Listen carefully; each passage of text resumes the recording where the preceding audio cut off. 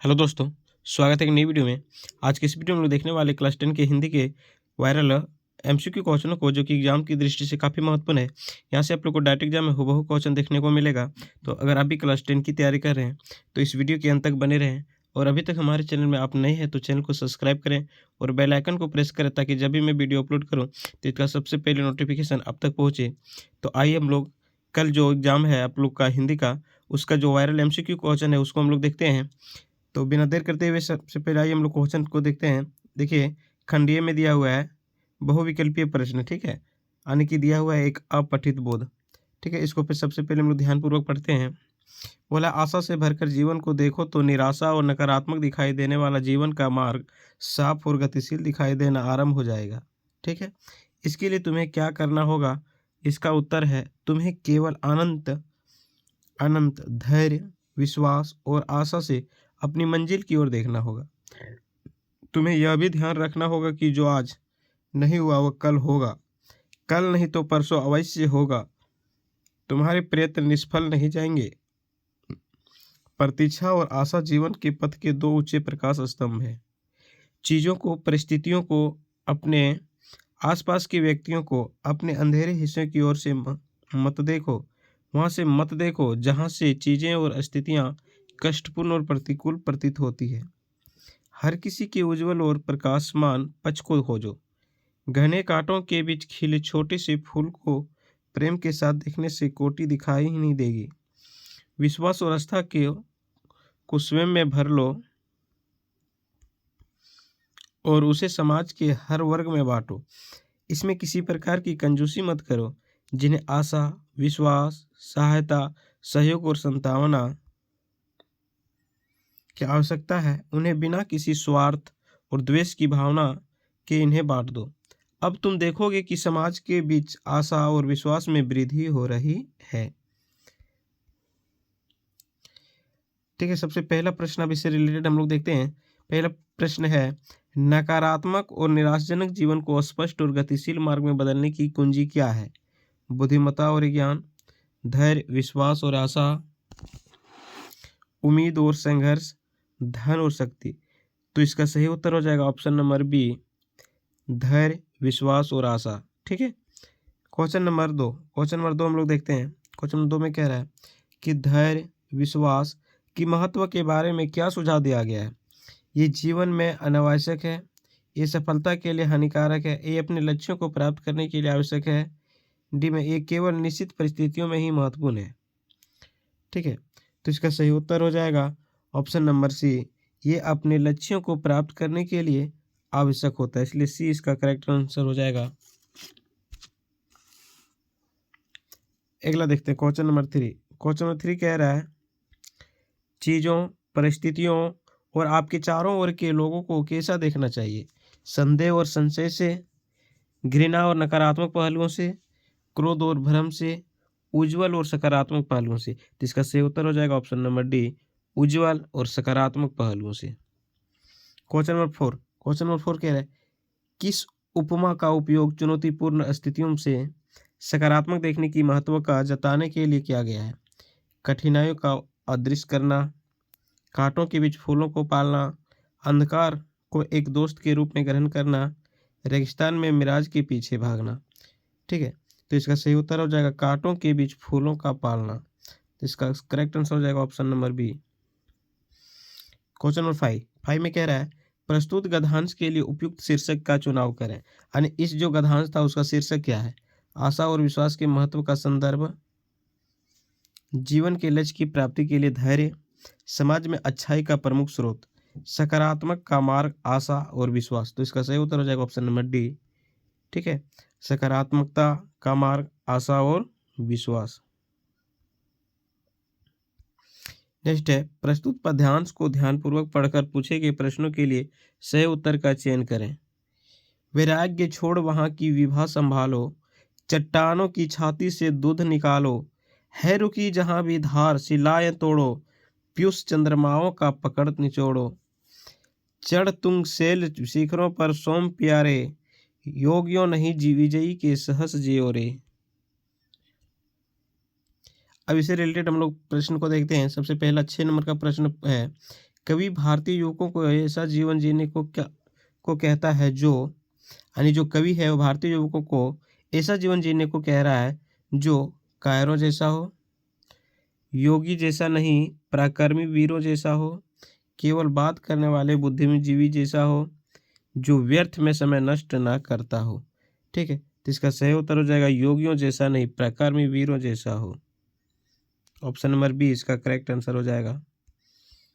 Question number 7 कह रहा है पद्यांश में किसे सोम कहा गया है? चट्टान, धारा, वैराग्य और योगी। इसका सही उत्तर हो जाएगा धारा को। Option number B correct answer हो जाएगा।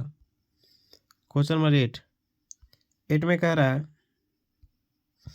योगियों नहीं विजयी के सदृश जियो रे का क्या संदेश है? योगियों को प्रशंसा देने की सलाह है, समृद्धि और सफलता के लिए प्रेरित करने वाला संदेश है, योगियों के साथ मिलकर जीने की सलाह है, योगियों के साथ प्रतिस्पर्धा करने की सलाह है।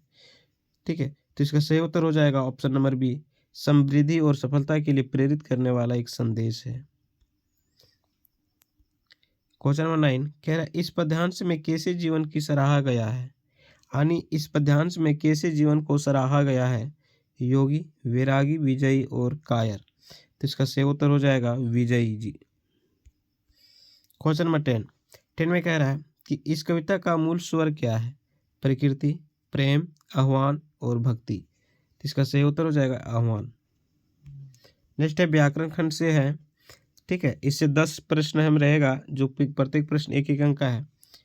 ठीक है, पहला प्रश्न है 11 नंबर, इनमें से किस वाक्य में अकर्मक क्रिया है? ठीक है, अकर्मक क्रिया, सोनम गाना गाती है, अमन किताब पढ़ता है, मोहन सो रहा है, लता चाय पी रही है। ठीक है, तो इसका सही उत्तर हो जाएगा ऑप्शन नंबर सी, मोहन सो रहा है। मोहन सो रहा है। अगला क्वेश्चन नंबर 12 कह रहा है कौन सा वाक्य सकर्मक क्रिया का उदाहरण है? बच्चा रोता है, लड़का हंसता है, रीता खाना खाती है, पंछी उड़ रही है। ठीक है, तो इसका सही उत्तर हो जाएगा रीता खाना खाती है। ठीक है, नेक्स्ट, जलद का अनेकार्थी कौन है? यानी जलद जो है इसका अनेकार्थी कौन है? कमल, मोती, मछली और बादल। तो इसका सही उत्तर हो जाएगा बादल।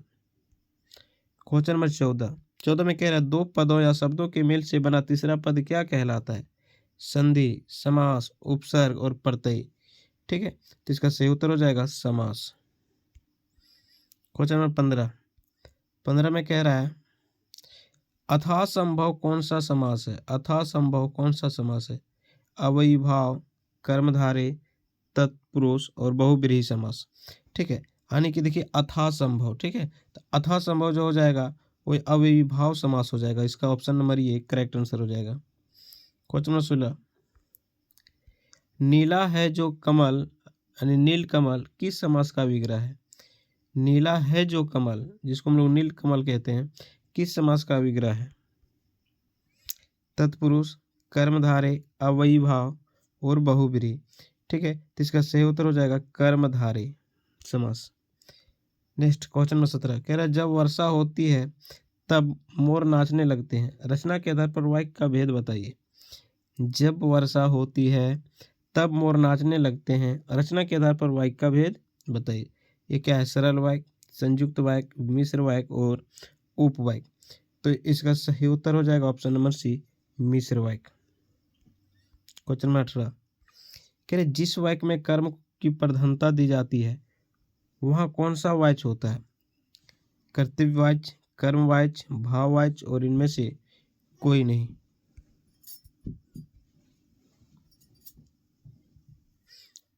तो इसका जो सही उत्तर हो जाएगा कर्मवाच्य। नेक्स्ट 19 कह रहे बालक चांद रिक्त स्थान देख रहा है। बालक चांद रिक्त स्थान देख रहा है की ओर, क्या, क्यों, कैसे।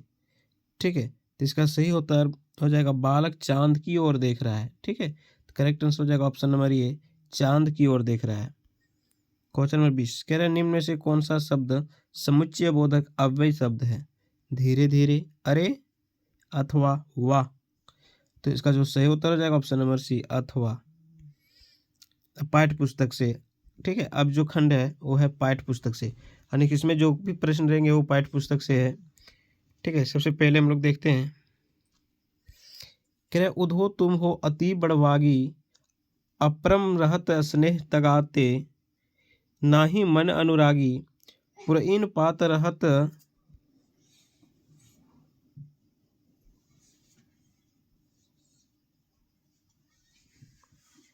भीतर, तारस देना दागी, ज्यों जल मह तेल की गागरी, बुंदना ताको लागी, प्रीति नदी में पाऊँ ना बोरियो, दृष्टि न रूप परागी, सूरदास आबला हम भोरी गुर, चाटी जियो पागी। देखिए, इस पद के रचयिता कौन है? कबीरदास, तुलसीदास, रैदास और सूरदास। तो इसका जो सही उत्तर हो जाएगा सूरदास। 22 में कह रहा है, गोपियां किसकी अनन्य भक्त थी? राधा की, कृष्ण, उद्धव और सूरदास। तो इसका जो सही उत्तर हो जाएगा कृष्ण के अनन्य भक्त थे। ठीक है। क्वेश्चन नंबर 23, कह रहे पुरैन पात का क्या अर्थ है? पीपल का पात, केले का पात, कमल का पात, कदम का पात। तो पुरैन पात का मतलब होता है कमल का पात। ठीक है। नेक्स्ट, कह रहे गोपियों ने उद्धव के व्यवहार की तुलना किससे की है? गुड़ खाई हुई चींटियों से की है, दीपक और बाती से की है, कमल के पत्ते और तेल के मटके से की है, फूल और भौरे से की है। ठीक है। तो इसका जो सही उत्तर हो जाएगा ऑप्शन नंबर सी, कमल के पत्ते और तेल के मटके से की है। नेक्स्ट है, कह रहे बाल गोविंद भगत की संगीत साधना का चरम उत्कर्ष उस दिन देखा गया जिस दिन उनका बेटा मरा। इकलौता बेटा था वह, कुछ सुस्त और बोधा सा था, किंतु इसी कारण बाल गोविंद भगत उसे और भी मानते। उनकी समझ में ऐसे आदमियों पर ही ज़्यादा नज़र रखनी चाहिए या प्यार करना चाहिए, क्योंकि यह निगरानी और मोहब्बत के ज़्यादा हकदार होते हैं। बड़ी साध से उसकी शादी कराई थी। पतहू बड़ी सुभग और सुशील मिली थी। घर की पूरी प्रबंधिका बनकर भगत को बहुत कुछ दुनियादारी से निवृत्त कर दिया था। अब इससे रिलेटेड हम लोग क्वेश्चनों को देखते हैं। कह रहे बेटे के मरने पर बाल गोविंद भगत क्या कर रहे थे? रो रहे थे, गा रहे थे, हंस रहे थे, नाच रहे थे। ठीक है। तो इसका जो सही उत्तर हो जाएगा ऑप्शन नंबर बी, गा रहे थे। ठीक है। तो 20 करेक्ट आंसर हो जाएगा। क्वेश्चन नंबर 26, कह रहे भगत जी का बेटा कैसा था? चालाक और कर्मठ, ईमानदार और शरारती, चतुर और तेज, सुस्त और बोधा। ठीक है। तो इसका सही उत्तर हो जाएगा सुस्त और बोधा। ऑप्शन नंबर डी इसका करेक्ट आंसर हो जाएगा। क्वेश्चन नंबर 27, कह रहा है भगत जी की पतोहू कैसी थी? यानी जो भगत जी थी उसकी पतोहू कैसी थी? सुंदर और झगड़ने वाली, घर का ख्याल नहीं रखने वाली, घर का पूरा प्रबंध करने वाली, बड़ों का सम्मान न करने वाली। ठीक है। तो इसका सही उत्तर हो जाएगा ऑप्शन नंबर सी, घर का पूरा प्रबंध करने वाली। क्वेश्चन नंबर 28, कह रहे बोधा का क्या अर्थ होता है? मोटा, ज्ञानी, सुंदर और मंदबुद्धि। ठीक है। तो इसका सही उत्तर हो जाएगा मंदबुद्धि। नेक्स्ट है, निम्नलिखित प्रश्नों के लिए सही उत्तर का चयन करें। ठीक है। सांप से डरकर भोलानाथ ने कहाँ शरण ली थी? विद्यालय में, माता के आंचल में, चबूतरा में और पिता की गोद में। तो इसका सही उत्तर हो जाएगा माता की आंचल में। नेक्स्ट है, जॉर्ज पंचम की नाक में किस पर व्यंग्य किया गया है? रानी एलिजाबेथ पर, सरकारी तंत्र पर, रानी के दर्जी पर, भारतीयों की मेहमान नवाजी पर। तो इसका जो सही उत्तर हो जाएगा ऑप्शन नंबर बी, सरकारी तंत्र पर किया गया। ठीक है। तो ये कुल 30 MCQ क्वेश्चन था जो कि वायरल प्रश्न है। यहाँ से कई क्वेश्चन आप लोग को एग्जाम में हूबहू देखने को मिलेगा। तो अगर आपको भी क्लास 8 से लेकर के 12 की तैयारी करनी है तो इस चैनल को सब्सक्राइब कर लीजिए, चूँकि यही एकमात्र ऐसा चैनल है जो क्लास 8 से लेकर के 12 तक की सभी सब्जेक्ट की संपूर्ण तैयारी कराई जाती है।